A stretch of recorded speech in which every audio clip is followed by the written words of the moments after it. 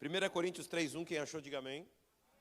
Olha que texto extraordinário, diz assim: E eu, irmão, não vos pude falar como a espirituais, mas como carnais, como meninos em Cristo.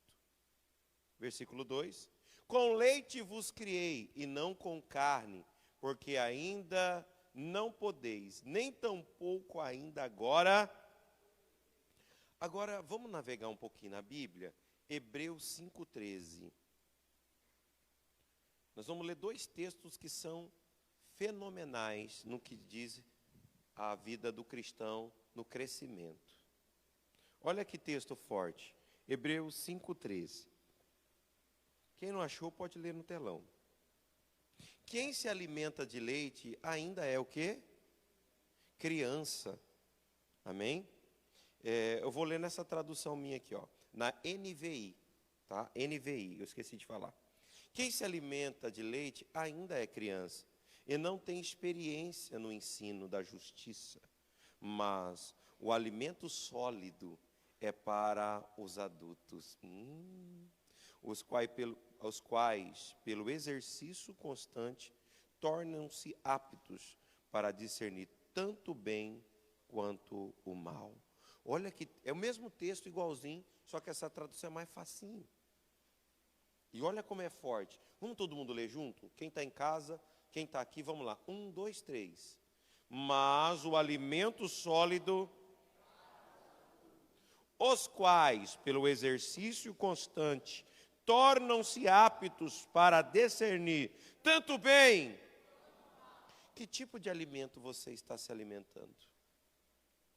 Querido, a vida ela é feita de fases. Existe a fase embrionária. É quando você está em formação dentro do ventre, mas ali você já é um ser humano. Ali as características humanas já estão em você. Você só está ligado à mãe pelo cordão umbilical.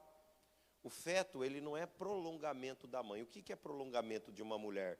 Unha que corta, que cresce. Cabelo que corta, que cresce. As cartilagens, às vezes, se cortar, não cresce, mas ela vai desenvolvendo em todo o processo da vida humana. É por isso que a igreja cristã, ela é contra o aborto, porque ela entende que o bebê, e a ciência também diz, que o bebê ele não é um prolongamento, é uma vida dentro de outra vida. Olha que forte. E essa é uma fase da vida do ser humano. Depois entra a fase do nascituro, do nascimento, onde você nasce, se desliga, né, da mãe, e ali você começa o seu processo humano, fora do ventre. Ali você vai desenvolvendo, vai crescendo, se torna uma criança, um adolescente, um jovem.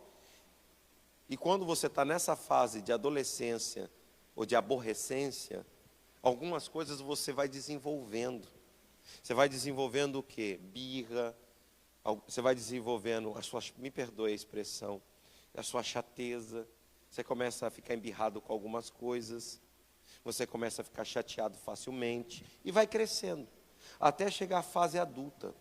Quando você está na fase adulta, ali você começa a olhar a vida de outro ângulo, de outro aspecto. Agora eu quero trazer essas fases do crescimento da vida humana para dentro da igreja, ou até para a vida do ser humano. Querido, tem muita gente adulta por fora, na sua estrutura, mas criança por dentro, criança nas suas atitudes, criança na sua forma de ver a vida, criança diante das circunstâncias. Eu acredito que você já viu uma mulher com 50 anos tendo comportamento e até vestuário de uma menina de 15, 16. Ela quer dizer que ela está fora da época dela. Ela envelheceu por fora, mas se torna criança no seu comportamento. Quem já viu gente assim? Diga misericórdia. Agora, em que nível de maturidade você está? Se fosse para você dar uma nota de maturidade para você, que nota você daria? Pare e pensa, de 1 a 10. Que nota você se daria no quesito maturidade? Eu sou uma pessoa madura, nota 8, nota 7, nota 2, nota 3. Em que fase da sua maturidade você está? Porque maturidade querido, não tem a ver com a sua idade biológica, muito menos cronológica. Maturidade tem a ver com o seu crescimento interno, com a sua alma, com a sua psique.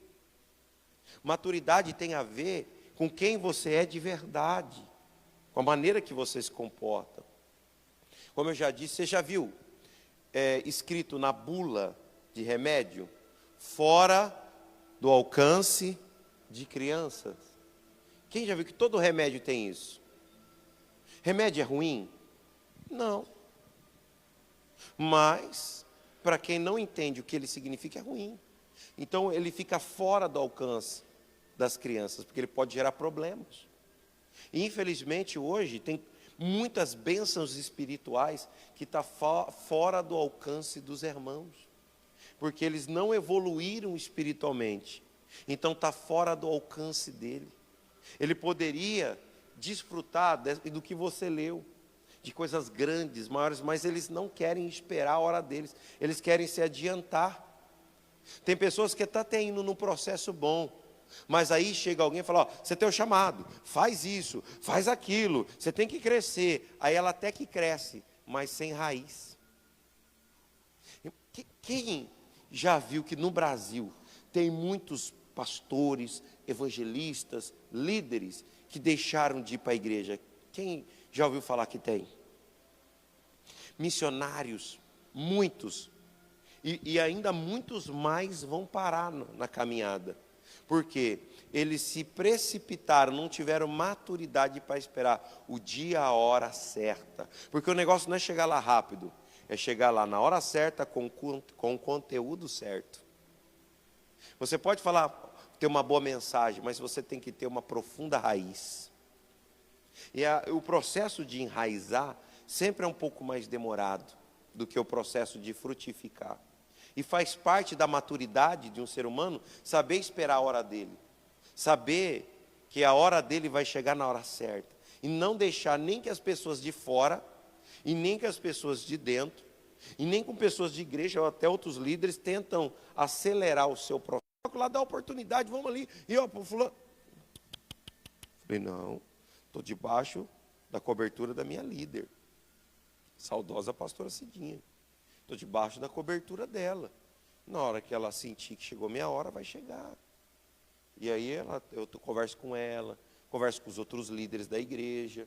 Eu estou esperando, eu estou me preparando, estou buscando um pouco mais. Na verdade, eu estava num processo de maturidade, mas eu não sabia. Mas eu sabia que eu tinha que esperar. Hoje, deles, eu acho que eu sei que está aí mesmo, vivendo algo razoavelmente bacana, é só um. Só um que esteve pregando ontem numa igreja aqui na nossa região. Só um, que triste.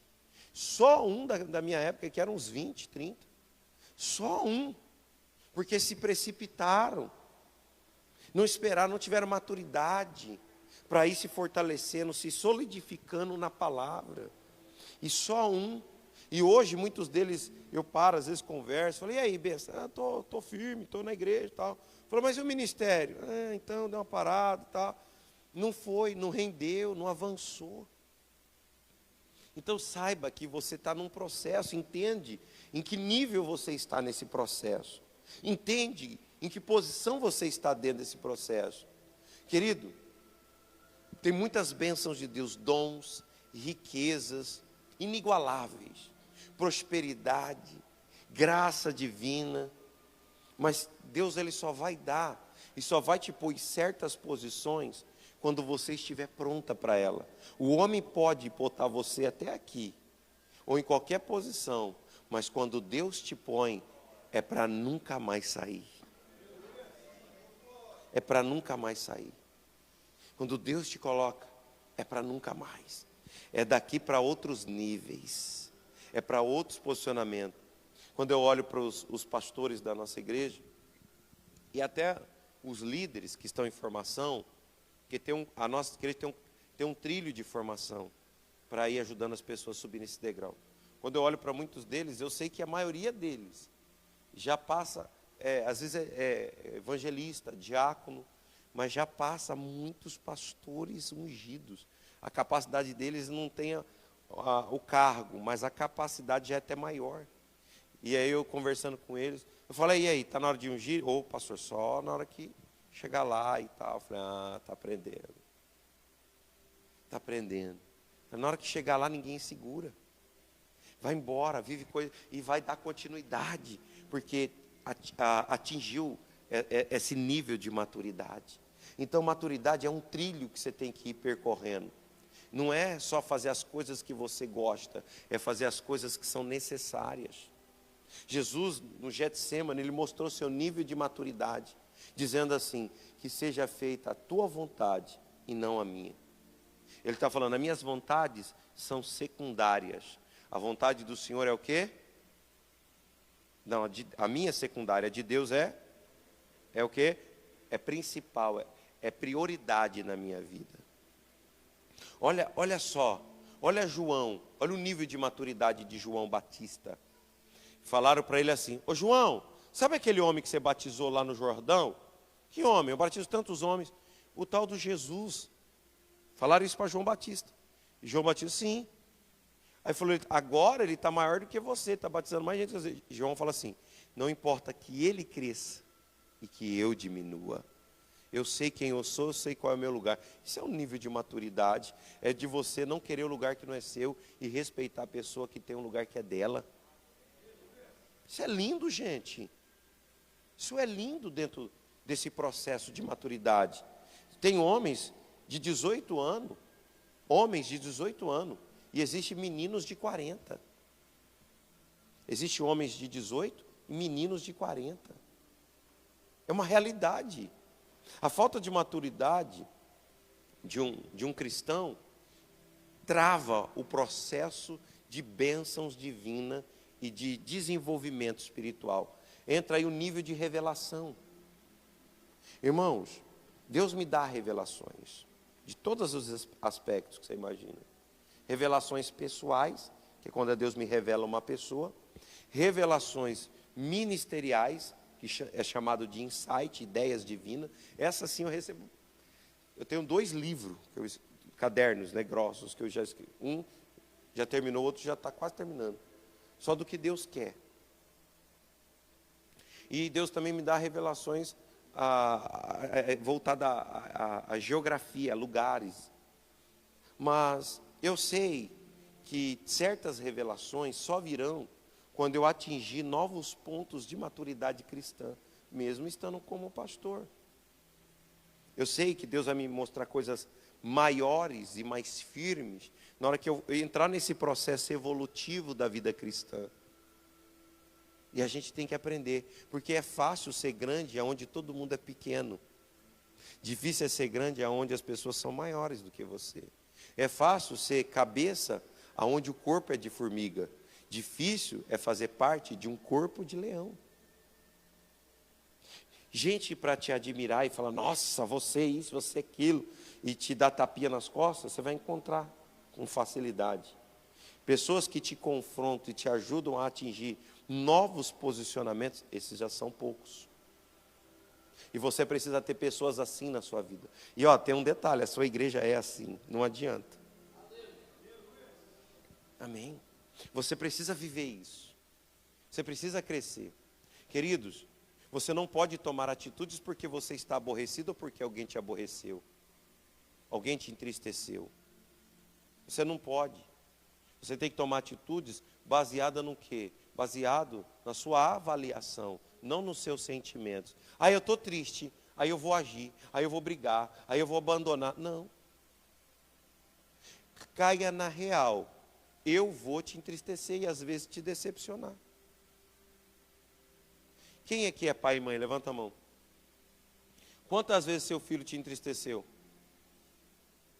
Quantas vezes você, seja sincero, ele teve um comportamento que gerou uma certa decepção. Puxa, eu não esperava isso de você, meu filho. Às vezes engravidou a menina, ou a menina engravidou fora de época, que você não tinha aquele planejamento. Ou outras situações você entristeceu. Todos. Mas você deixou de amar? Você deixou de cuidar? Você deixou de ser mãe? Igreja é a mesma coisa. O fato de eu te entristecer, ou às vezes não fazer aquilo que você esperava de mim, não te dá o direito de me deixar e deixar a igreja. Porque família não se abandona, se entende e se alinha. Ah, eu estou triste, eu não vou mais. Ah, me decepcionei, não vou mais. Na hora que eu mais precisei, não me estenderam a mão. Ah, eu estava tão triste porque não me ajudaram. Isso é motivo? Agora, uma pessoa que fala isso, ela tem 3 pontos cruciais que as bênçãos de Deus vão parar na vida dela. Primeiro, ela falou, não me atendeu, não me ajudou, não me abraçou, não me visitou, é só o eu, é só para mim, é só aquilo que eu preciso, aquilo que eu necessito. Ah, mas quando eu estava lá eu era boa, eu precisou. Mas você não fez nada para nós, nem para a igreja, você fez para Cristo. Você não entende isso ainda? Quem para por causa de pessoas, e quem para de fazer por causa de pessoas é que nunca fez para Deus. Uma vez perguntaram assim para mim, num podcast, Pastor Kleber, você se decepciona, se entristece com pessoas? Eu falei, claro, muito normal. Mas até que nível isso te abala? Eu falei, 0. 0. Porque eu não faço para as pessoas como se fosse para ela. Eu faço as pessoas como se fosse para Deus. Eu faço para elas, para a glória de Deus. Eu não faço por elas, eu faço pelo Senhor. E elas recebem. É servir ao próximo, servindo a Cristo. Então, quando você faz para a pessoa, esperando da pessoa, você se frustra. Quando você faz para Deus, sem esperar da pessoa, o que vir, glória a Deus, reconhecimento, um abraço, amém. Glória a Deus, a gente fica feliz. Agora, parar por causa de pessoas, desistir por causa de pessoas, não. Isso não faz parte da minha vida. Eu já passei essa fase de meninice espiritual. Não.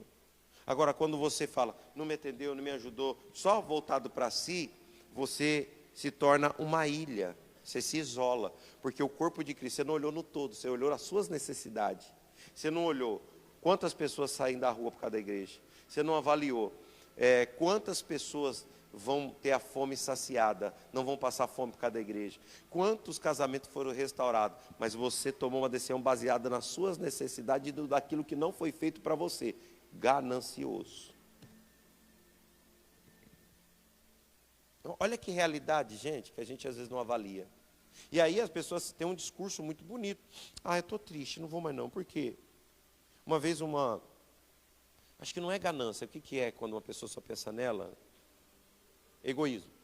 Uma vez uma família não, um rapaz, um senhor de idade. Um senhor de, eu acho que uns 65 anos, faz um tempo. Ele veio e veio um grupo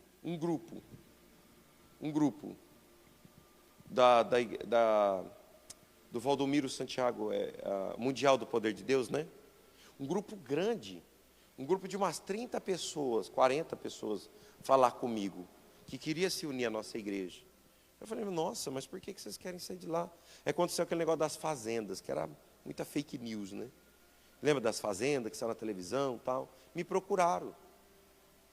Ah, a gente queria congregar aqui porque a gente está chateado, e tem isso, tem aquilo. Eu falei, olha, me perdoem, mas eu não quero receber nenhum de vocês aqui, eu vou explicar, não me levem a mal.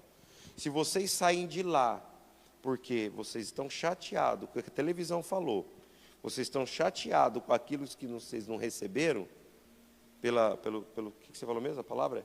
Pelo seu egoísmo pessoal, pelas suas necessidades, amanhã depois você vai me abandonar também. Porque eu não vou sair em rede nacional igual ele, mas eu vou te decepcionar. Então, se você se deixou ele por causa da sua decepção, amanhã você vai me deixar pelo mesmo motivo. E aí, a igreja é ruim para você. A igreja hoje não é boa. Aí, eu estou decepcionado com os líderes. Irmão, o mundo decepciona as pessoas todo dia. As pessoas não deixam de estar no mundo. Mas ela se decepciona com a igreja e acha que tem motivo de sair da igreja. Eu não estou falando da nossa, eu falei para eles, já que é para você ter esse sentimento, sair de lá por esse sentimento, não, vocês estão errados, volta, pede perdão para o pastor, se corrigem, porque eu não quero que você saia de lá porque as suas necessidades não foram supridas, porque aqui talvez eu não supra, e aí vocês vão me abandonar, porque vocês estão na igreja por causa do homem, não por causa de Deus.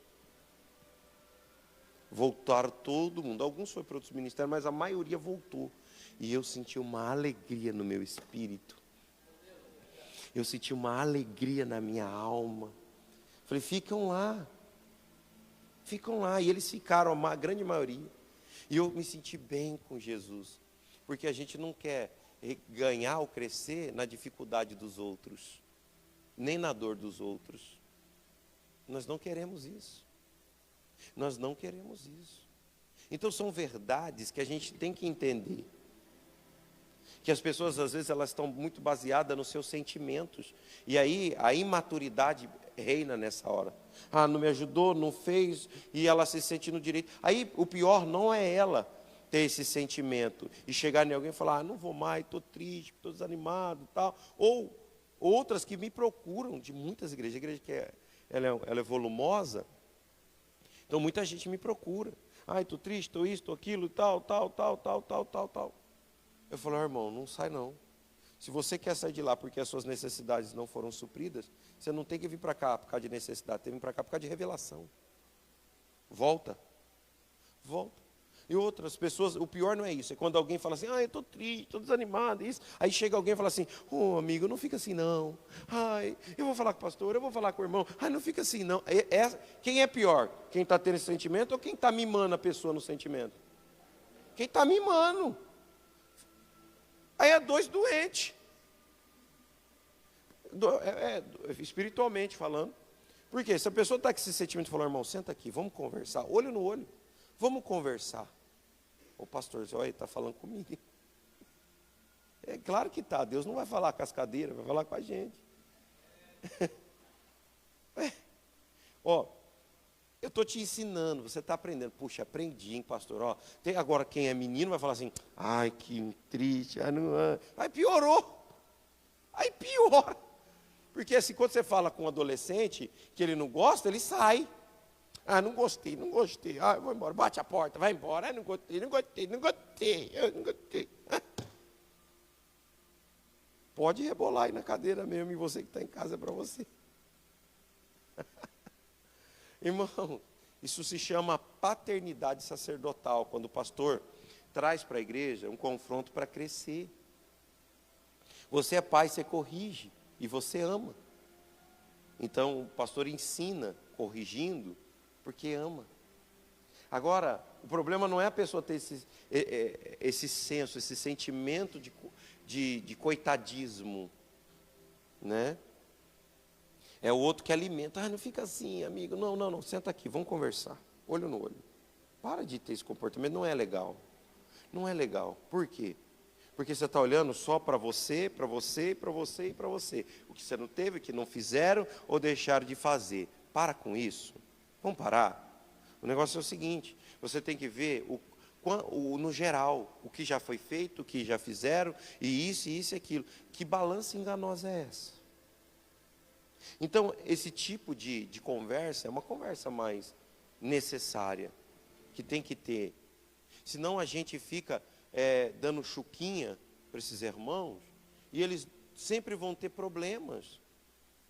Hoje de uma forma, outra de outra forma, mas sempre estarão naquele ciclo vicioso da dor, se vitimizando. Ah, estou por isso. E sempre achando um culpado, sempre colocando a sua dor, o seu abandono, a sua virada de costa, a sua ausência na culpa de alguém. Irmãos, você não está na igreja por causa de pessoas, você está na igreja por causa de Cristo. Cristo te decepcionou, sim ou não? Então acabou, que motivo você tem? Não tem mais conversa. O dia que Jesus te decepcionar, ainda olha lá. Mas Ele nunca vai fazer isso. Porque Ele morreu por nós. E ressuscitou por nós. Então vamos viver isso a partir de hoje. Eu te convido para uma nova fase espiritual. E por que o Senhor prega isso? Porque eu sei que Deus tem muitas coisas para nos entregar. Eu sei que tem muitas bênçãos de Deus a serem colocadas na nossa mão. Eu sei que tem muitas grandezas de Deus para a gente viver. E tem gente aqui que já era para estar vivendo. Vi amigos pastores que me ajudaram. Eu já não pastorei. Teve pontos da minha vida que eu fui tratado. Então Deus me fortaleceu. E hoje eu estou te ensinando. E quando eu passei por esse processo, eu me alegrei. Dói, mas a gente se alegra. Por quê? Isso nos leva para um outro patamar de vida. Primeiro, você aprende a ter qualidade de vida. Você aprende a ser feliz.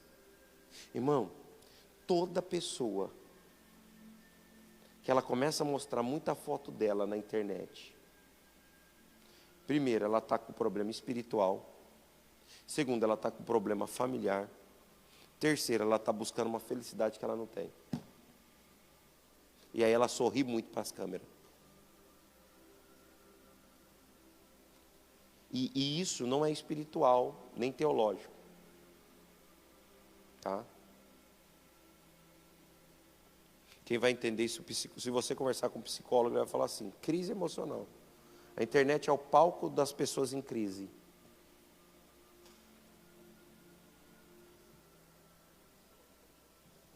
Aqui. O iPhone é bom porque já passa filtro, né? Melhora, estica, arruma, manda. Não cai, balança, mas não cai.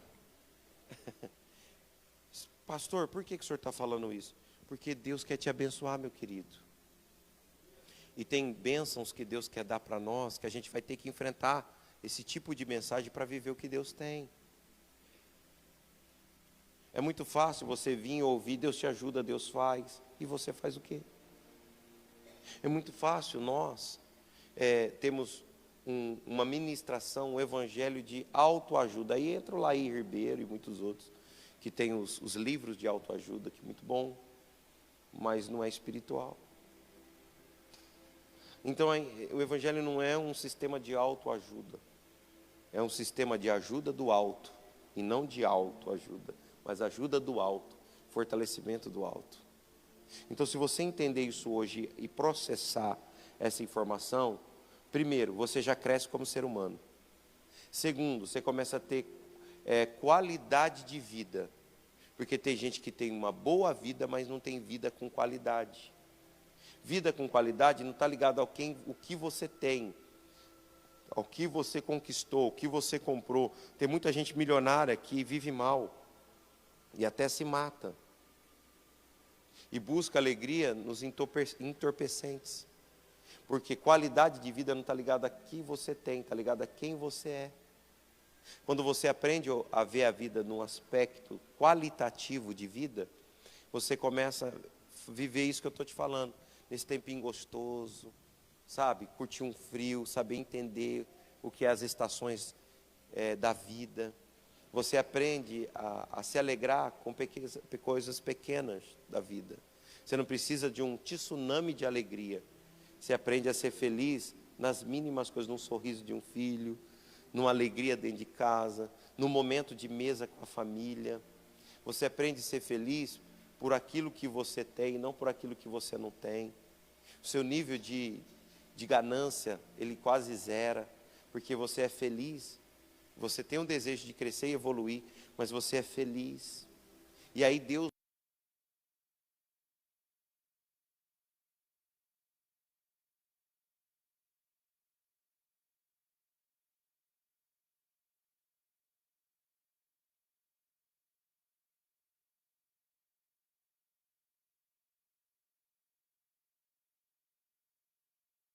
63 anos, mas é um homem muito forte, muito inteligente, muito capaz.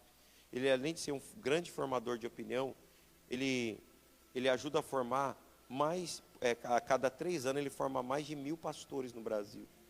E ele falou assim para mim ontem, falou, rapaz, eu tive um sentimento, num áudio dele, está aqui no meu celular, eu tive um sentimento de se unir com uns 4 ou 5 amigos, não mais do que isso. E desses 5 amigos, eu queria me reunir a cada 15 dias para bater um papo, almoçar junto. E eu coloquei o seu nome aqui nessa lista de 5, né? Eu me senti muito bem. E você aceita? Você viajaria para a minha cidade e tal, 1 ou 2 vezes no mês, para a gente ter um café da manhã junto, você vir na minha casa? Eu falei, nossa. Aí eu não fui atrás nem pedi, porque isso que eu estou te pregando, eu encaro.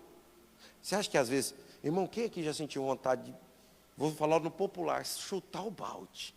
Quem já? Pelo menos umas 2, 3 vezes por semana, chutar o balde. Quero ver não. Quero ver não. Ô querido, se eu vou falar, eu já recebi convite para ser pastor, querido, no Emirates Árabes, né? Um dos lugares mais ricos do mundo, com igreja lá para 4, 5 mil pessoas, porque o pastor lá estava bem doente, eles queriam um pastor brasileiro, como era novo num grupo, indicaram, eu falei, não, eu amo o meu povo lá, malha. Já deu vontade de olhar para uns aí e falar assim, ô filho de Nabucodonosor misturado com pombagira. É a vontade que dá. Mas a gente, e ama, porque família não se deixa, se trata. Família, querido, dando problema ou não dando, é família. E é assim que eu enxergo a igreja, uma família. Que tem hora que eu dou problema para vocês, vocês dão problema para mim, mas eu não vejo eu dando tanto problema, né? Eu vejo eu sendo rústico, duro, meio esquisito, isso eu sou.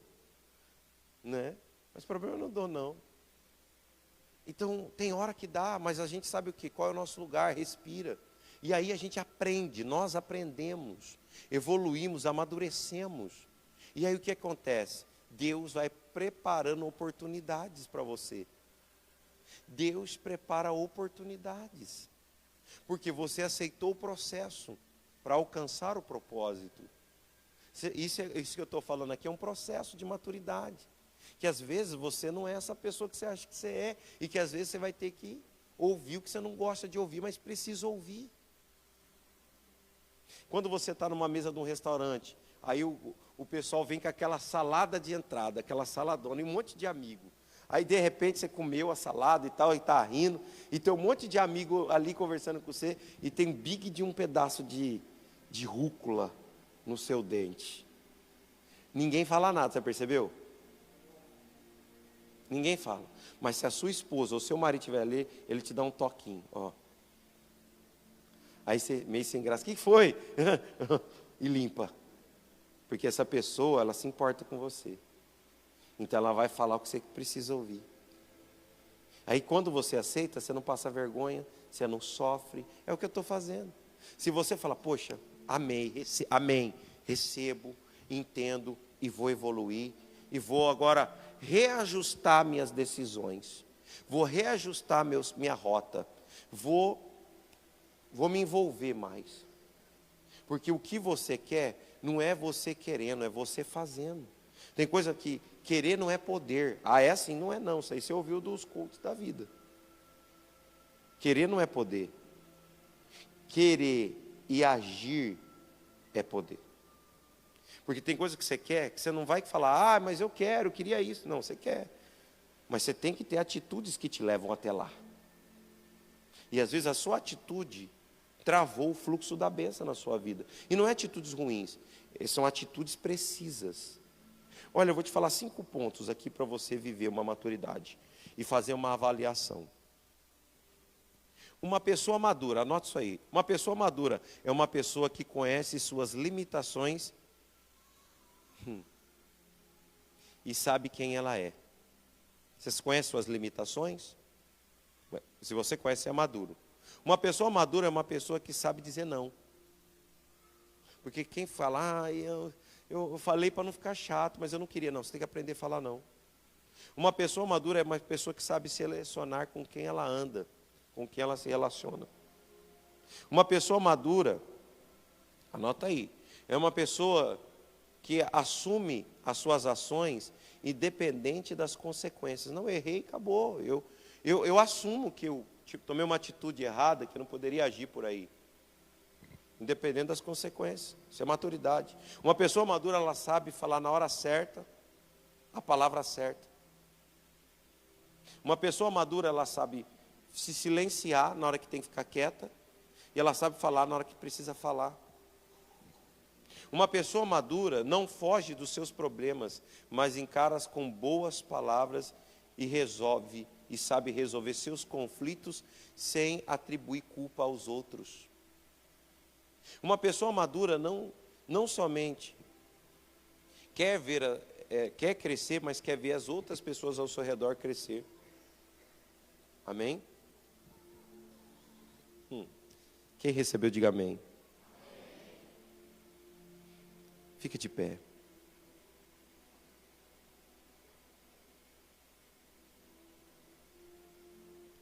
Aleluia. Você é uma pessoa como eu, que está nesse processo. E hoje, nessa aula, hoje foi um bate-papo de aula. Domingo eu prego mais assim, de manhã, ensinando, instruindo. Eu não faço um culto igual hoje à noite. Eu trago uma palavra de ensinamento. E você aprendeu hoje. E você aprendeu. Às vezes até se sentiu um pouco desconfortável.